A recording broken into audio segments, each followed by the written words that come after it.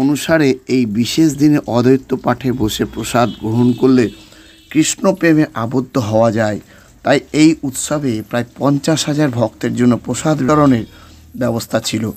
শান্তিপুরে অদ্বৈত পাঠে মহাসমারোহে হলো এই ব্যবস্থা। উপলক্ষ ঈশ্বর পুরীপাদের তিরোধান উৎসব, যা প্রথম শুরু করেছিলেন অদ্বৈত আচার্য। হাজার হাজার ভক্তদের মধ্যে হরিনাম সংকীর্তনে অনুষ্ঠানটি হয়, যেখানে বিদেশি ভক্তরাও অংশগ্রহণ করেন। ঈশ্বর পুরীপাদ ছিলেন শ্রীমৎ মাধবেন্দ্র পুরী মহারাজের প্রথম শিষ্য, শ্রী চৈতন্যদেবের প্রথম গুরু। প্রতি বছরের মতো এবছর এই উৎসবে শান্তিপুরে বাবলা ওই অদ্বৈত পাঠ অঙ্গনে উদযাপিত হলো।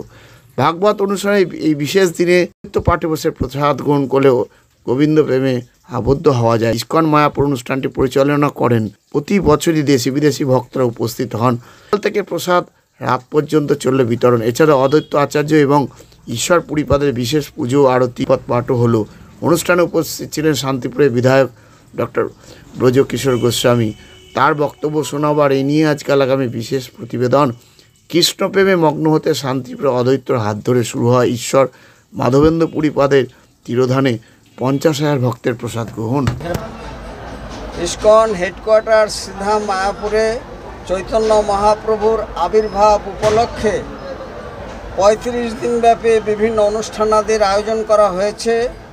আজকে তারই একটি অংশ অদ্বৈত শ্রীপাঠ শান্তিপুরে, যেখানে অদ্বৈতজি প্রার্থনা করেছিলেন ভগবানকে অবতরণের জন্য এই স্থানে, সেখানে এই ব্যবস্থা করা হয়েছে এবং এখানে 50,000 ভক্তবৃন্দের জন্য প্রসাদ বিতরণ করা হবে।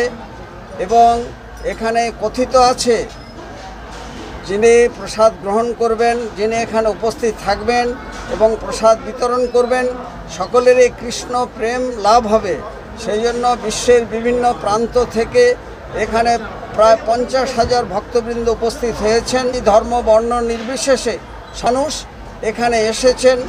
চৈতন্য মহাপ্রভু, নিত্যানন্দ প্রভু, অদ্বৈত আচার্যজি তাদের এখানে এক স্থানে অবস্থান করেছিলেন, সেই বিগ্রহ রয়েছে এবং এই স্থান ঐতিহাসিক স্থান।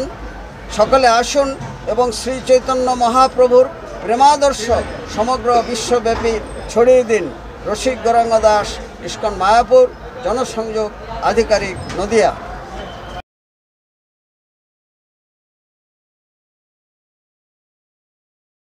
তখনই সন্ধি পুজোটা হতো।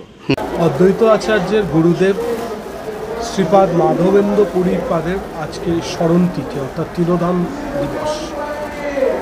চৈতন্য ভাগবতে আছে আজকের দিনে এই শ্রীপাঠে অর্থাৎ এই ধামে বসে প্রসাদ পেলে গোবিন্দে ভক্তি হয়।